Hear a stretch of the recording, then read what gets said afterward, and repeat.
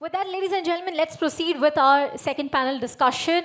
I'm sure everyone is counting backwards for that awards segment where we honor that outstanding achievement of that individuals today who will be walking away with crazy amount of awards. Before we unveil the set of segment, let's dive deep into the second panel discussion. And this is going to shed light on the emerging trends in the real estate and sustainability. I'd like to invite our moderator for the session with a huge round of applause. Join me in welcoming Mr. Pankaj Jain, who is the Director of Risk Consulting, to please join us on stage for this session. And join me in welcoming the great minds, the speakers for the panel discussion. Please give it up for Antara Bhargava, the Chartered Accountant, who's our first speaker for this session. Give it a very warm welcome, everybody. Keep it coming. Our second speaker for this session, Iti Rawat, who is a speaker and an activist. There she is, the lovely looking lady. Give it a warm welcome. Give it up. And our third speaker for the session is Mr. Raja Arjun, from Director of Raja Builders and Estates. Sir, we welcome you and kindly join us onto the session. This is going to be quite an interactive, interesting, enlightening session on emerging trends in real estate and sustainability. Welcome to you, and over to you, sir. Thanks, Priyanka. For the last couple of hours, we've been speaking about and we've been hearing a lot of positivity on the real estate sector. We've, been speaking about upcoming emerging trends and, what's in store coming now in future. But I'm going to disrupt the flow a little. And, with these three very diverse individuals that I have with me on the stage, I'm going to go and touch upon a few areas that are beyond or beneath the surface level. So I'm going to be delving a little bit into prop tech. I'm going to touch on sustainability, and I'm going to touch upon augmented reality, virtual reality, giving you near physical experiences. So with that and without any further preamble, Antra, you've created a nice sustainable marketplace, Boomiverse, a physical aggregator of sorts, and which is also looking to go digital subsequently. Now the RE industry contributes roughly 30% of all carbon emissions that get generated globally. And whilst we've seen in the commercial space some bit of impact on CMM certifications, getting buildings green and cleaner, we've not yet seen much of an impact on the residential sector. So what steps could we undertake to have the residential sector also more sustainable, and practices and policies around it? Am I audible? Yeah. Thanks, Pankaj. And firstly, thank you to the symposium for having me. I think I'll go back to what the first speakers have mentioned and what Tanveer sir himself said. There's a lot of optimism about our country. There's a lot of development in our country. But there's a lot of risk attached to development. And risk is not necessarily a negative thing. Risk is something that once you're aware of, you can build resilience. It creates opportunities. So when we talk about sustainability in the commercial sector, seeing a lot of interest, seeing a lot of investments, we are talking about mainly a top-down approach, really where the UN has pressurized countries, the countries are pushing industries, listed companies have to do certain things mandatory. That is why they are in a sense, the pioneers in the adoption of sustainable alternatives. And when you talk about the real estate industry, we were discussing this earlier in our panel briefing. There are two aspects, and I think a symposium like this needs to be aware of both.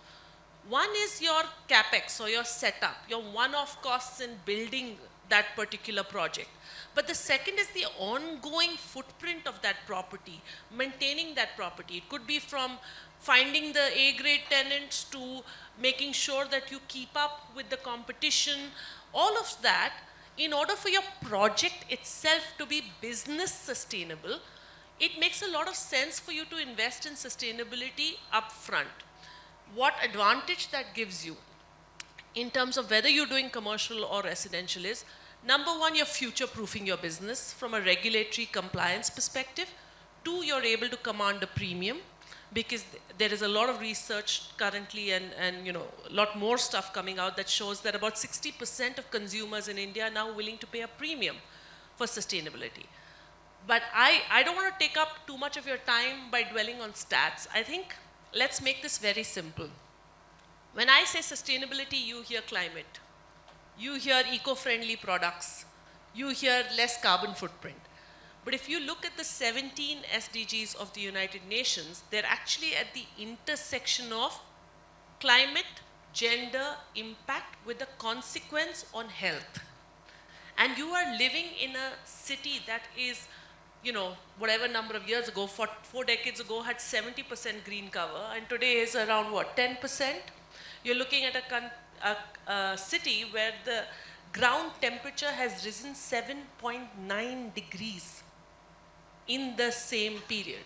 You're looking at a city where I don't need to tell you about garbage and traffic, and there are many reasons for that. That's not one government or one person's responsibility. But the cumulative responsibility of that also rests on this industry. Making a concerted effort to avoid those problems gives you a better market, a market that people will continuously create as a preferred choice, and they will invest in for the future. So by investing in sustainability, you're investing in the future of your own industry. You may take a short-term hit on margins. There may be some dispute on that. But in the long run, you're creating a more robust growth for your own industry. And that's something I would strongly recommend. Sure. Thanks, Antra. Moving on to you now, Iti. A lot that I see in Bangalore, be it a property of Total Environment, Go Earth, etc. It's all about giving a consumer that experience and that feeling, and a sense that he is living a more fulfilling life. Your work has largely been in the media content sector, and today is the metaverse world. How, last few years, what have been some of these trends that are giving people near-like physical experiences, and especially in the real estate sector? What are some of these, tech tools being adopted? It's quite interesting now with real estate also booming everywhere. We are already talking about Industry 5.0, where right from 3D modeling to AR, VR technology, we are also talking about Internet of Things, data analytics, and blockchain technology, which is making things much, much viable. And to continue the discussion, what you were talking about on the sustainability, there's a lot of sustainability also attached to the real estate when we talk about these kind of preferences. The benefits that these technologies bringing, first of all, it's no more a maybe situation. There's a lot of maybe situation earlier, if I look at it, that how I'm buying a flat piece of land, I haven't even seen the construction happening. How is it going to be? What kind of building is going to come up, etc. With the 3D model is something that I think everyone is using these days, but AR, VR technology also is changing the complete experience. Are we ready for it? That is the question. Global adoption is very, very good. In India, the adoption is happening. A lot of luxury real estate market, but consumers are already digital savvy. That is something that you need to understand. Almost 75% of the consumers look at the digital data to get the reviews of the real estate before they even buy it. And 50% of them already buying it based on the digital data that is available. So AR, VR technology is the adaptation that we should look forward to and should happen very quickly, because if I look at the numbers also, real estate currently is pegged at $1 trillion business by 2030. That is what people are talking about. And it has majorly been growing because of the middle income group. That is a huge wealth right now standing in India, which needs to be adapted, which needs to be catered to. And with the blockchain technology, with the fragmentation of the tokenization that is happening in the real estate, this is all becoming accessible. It is no more a rich man's game. Lot of things are getting adapted at the lower level also, and everyone is becoming a property owner now because of that. So multiple technologies and multiple things happening, which is disrupting the complete market and making things accessible. So that is where we are at. Yeah. Shant. I think, really the guy to talk about tech here between Iti and Raja, I'm not the person. But there's a couple of very interesting things that have happened in the recent past, completely Indian homegrown innovations and technology that are so useful for the Bangalore audience that you all should be aware of. Number one is the ability to create drinkable water from air. And these machines are now readily available for both residential and commercial properties. There are companies like Maitri, Aquatech in Hyderabad, and several others now in the country. And the cost, the unit economics is not far off what you're paying with tankers. So that is one, I think, very practical thing I want to leave with you. The other thing is also in terms of building materials, whether it is bricks or honeycomb, pavers, they are being created in India with 50% plastic waste and 50% M-sand waste. And they have better quality in terms of construction and the same unit economics. So there's no excuse now not to adopt tech for sustainability or tech for, impact. At the same time, you're giving a much more premium, resilient building. And as Iti said, it's a faster route to market, right? I think the efficiency you are providing with AR, VR has a bottom line impact, correct? Thanks for the insight, Antrap. And Raja, now moving across to you. You are a fourth generation real estate family, Sion. And Raja, you were conferred with the ET 40 Under 40 awards recently, for your work in the RE sector. You've built a tech platform, Building Steps, which is largely looking to connect unbranded, the SSI unit manufacturers with retailers and distributors across the country. I mean, one, I see an impact in businesses getting bigger, their livelihoods improving. We also address employability in the unskilled and semi-skilled category at the bottom of the pyramid. But there is a larger picture and a vision to it. So love to hear from you on how your tech platform's been, causing this massive change and evolving preferences in business. Sure. Thanks for the question. Thanks for the management for inviting me. And a fantastic curation of speakers. A special thank you to Tanvi sir, because you've really ignited a passion that I hold for Bangalore. Bangalore's given me everything that I have. So thank you for your passionate talk. Building Steps is again a passion project that I started 2 years ago along with a JV with a US tech company. Now I have a background, education background as an architect. I have a practicing firm as well, along with my real estate company. We found an opportunity here where we realized that 70% of the construction industry is built by unorganized players. So they're all small contractors, suppliers, architects who have let's say a less than 5 crore turnover in their balance sheet. It's very tough in this scale for people to be organized to provide a professional service, and to compete on pricing. So for example, a small shopkeeper who's sitting in a certain area probably has a view of maybe 1 or 2 kilometer radius to supply plywood at an X cost. And that X cost comes at 3x the cost of actually the manufacturing price. So we found a gap where actually there is a chance to even provide that shopkeeper that same plywood at a much lower margin, because now with the internet it's very easy for us to connect the manufacturer directly to the shopkeeper, removing 4 different layers.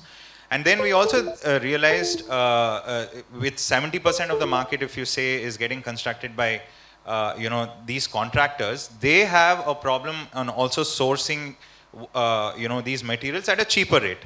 So in fact, we started looking at these retailers as basically logistic centers, because anyway the market has changed in a way that no one actually holds any inventory. So we said that let's digitize the process of discovering these retailers by these smaller businesses and pass on the entire pricing arbitrage. So we basically do it with 1% or 1 rupee margin.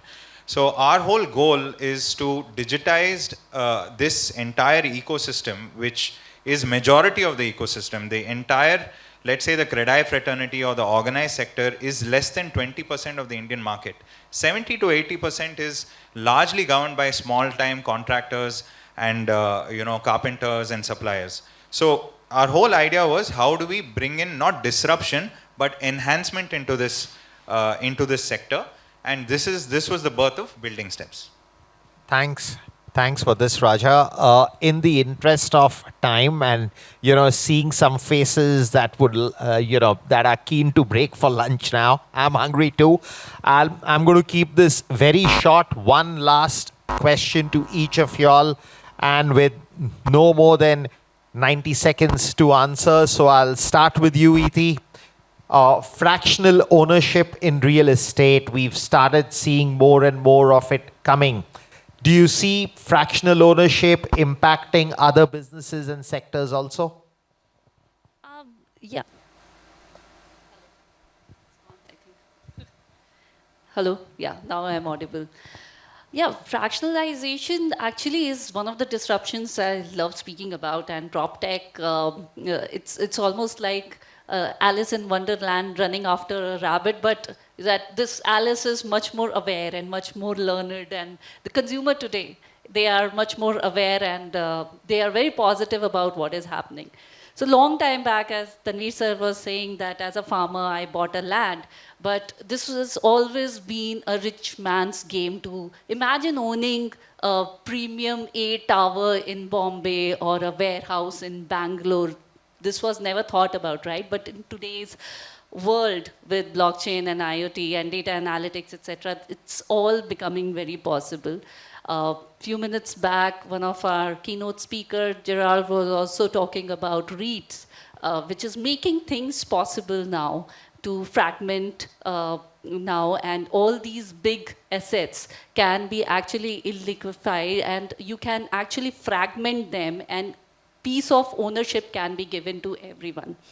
They are actually like UPI of real estate is what I would call it. So you can think of it in a different way, and there are a lot of solutions which are available now. Not just that, it is actually now, like I said, that maybe is getting removed because of the PropTech that is happening. So that maybe now people can actually evaluate the valuation of the property can be done using IoT and data analytics, looking at the health of that particular place, the pollution level, what kind of buyers have been in the past. All these data analytics can actually give you the real evaluation of that particular property, and people are making much more informative investment than they were doing earlier.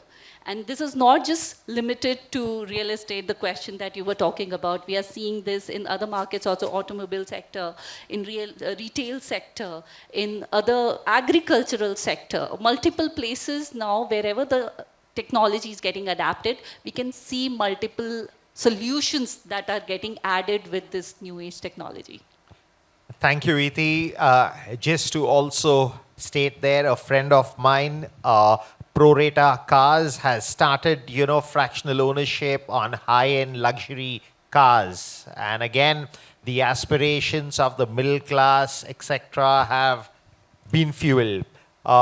Coming on to you, Raja, uh, tell tell me a little If more. you wake up Let's with a dry dive mouth and headache in the deeper. morning, Your this video could business save your model life. on building Because this steps. isn't just normal sleep How deprivation. have people, traditional retailers, brick and mortar businesses, which were, more like lifestyle businesses, operated them for 30, 40, 50 years, are now moving across to your platform? How do you see them adapting to it? And, what kind of resistance have you seen?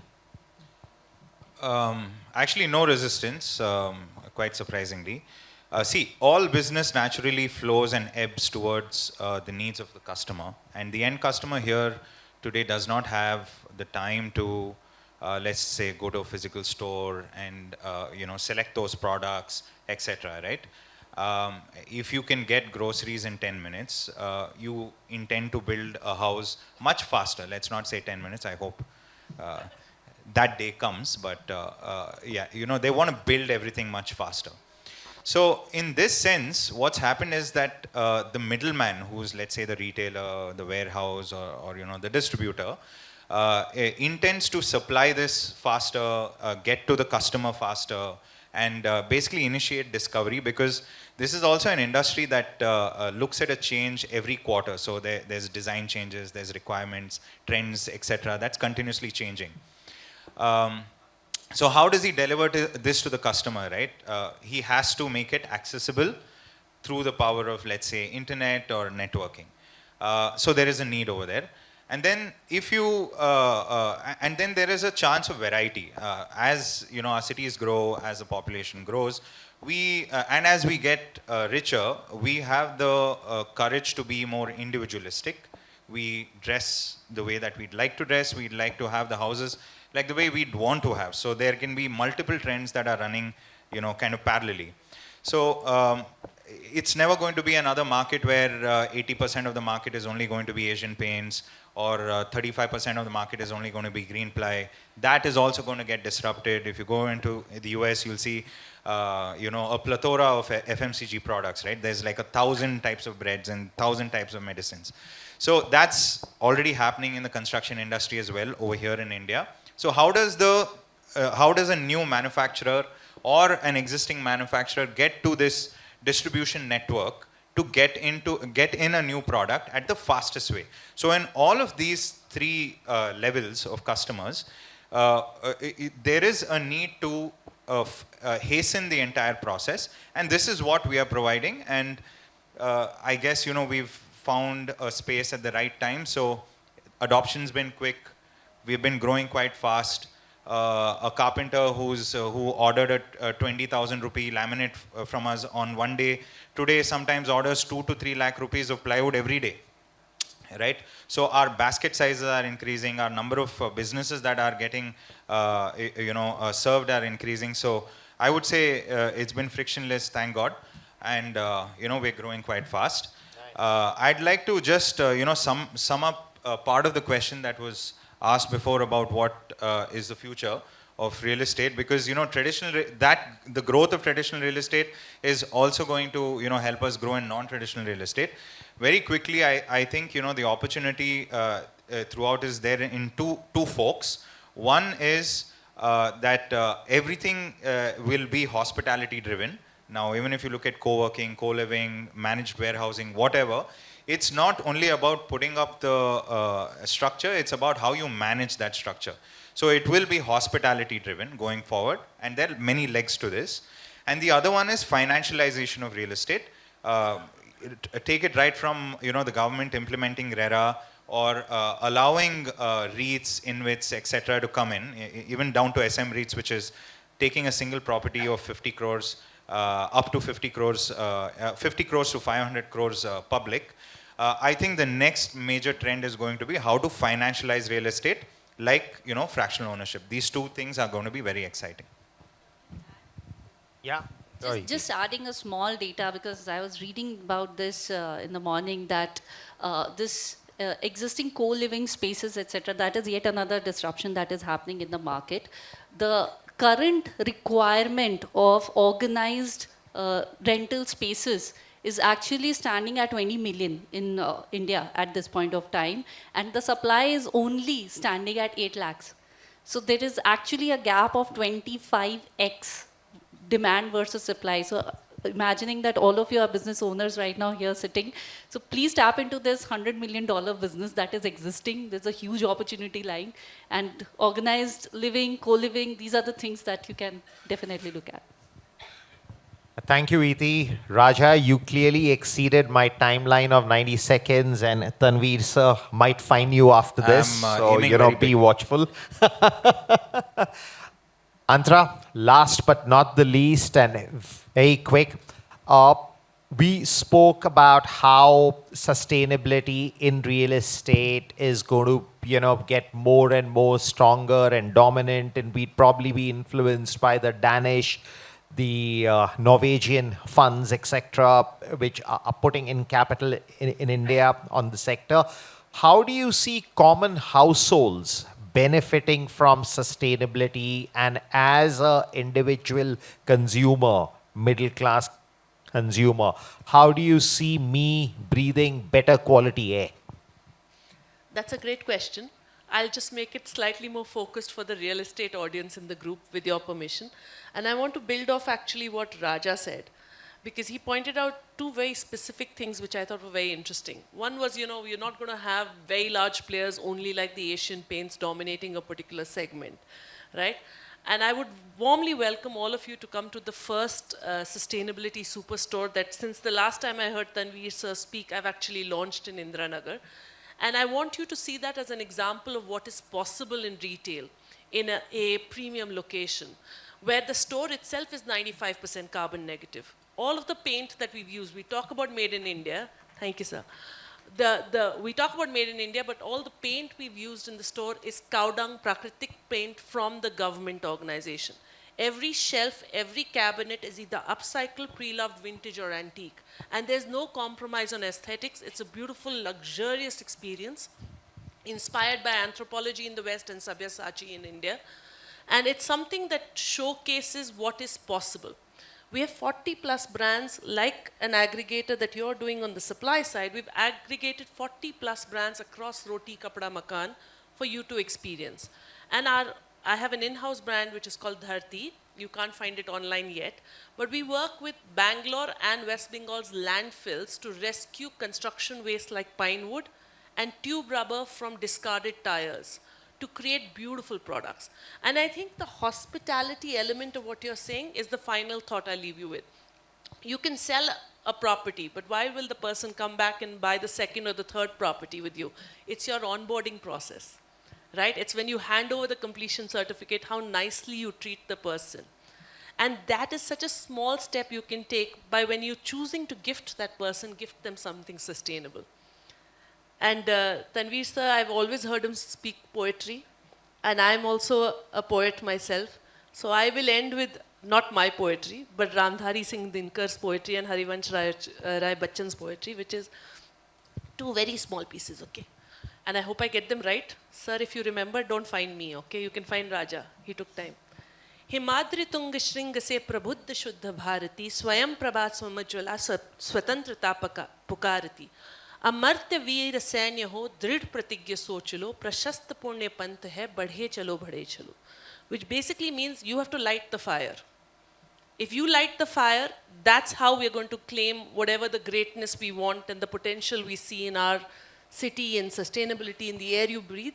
You can make the change and make sure that your company is buying sustainable products. Not necessarily from me, it's not a sales pitch, but you know, each one of us can be part of the change, which is the final class 10 poetry, because we were discussing our education before this. Asha Ka Deepak, how many people studied an ICSE syllabus, I don't know, but by Bachchan Saab. But it was, if I remember correctly, Chingari ban gayi lahu ki boond giri jo pag se, पीछे मुड़ राही चरण चित जगमग से शुरू हुई आराध्य भूमि ये क्लांति नहीं रे राही थक कर बैठ गए क्या भाई, मंजिल दूर नहीं है. So, let's start. Let's talk more action. So yes, whatever business is coming to Bhumiverse from here, remember for the panelists, you are keeping a cut. And with that, we bring this panel to an end. I must say, everyone in this room is going to agree with me because this set of panelists were awe-inspiring. It was so gripping. It was so engrossing. Ladies and gentlemen, a sincere thanks to our panelists on stage. And as a token of small appreciation and gratitude, we request Mr. Pankaj Jain, sir, to kindly present our felicitation to our bunch of panelists on stage. Obviously, with a huge round of applause from each and every one of you, because this session was top-notch, inspiring, thought-provoking, and very, very gripping, I must say. So thank you to our panelists for their participation, time, and gracing the occasion. So keep it coming, everybody. A huge round of applause going out to everybody on stage. I can see and hear that the energy is dropping here in this room, but let's just hang in there before we step into our next very, very interesting segment. That's the awards segment waiting for you. And now to our moderator, Mr. Pankaj Jain, we request Kumar Saurav to kindly present our token of gratitude and appreciation. Thank you so much for conducting the panel discussion so very well. Thank you. Thank you.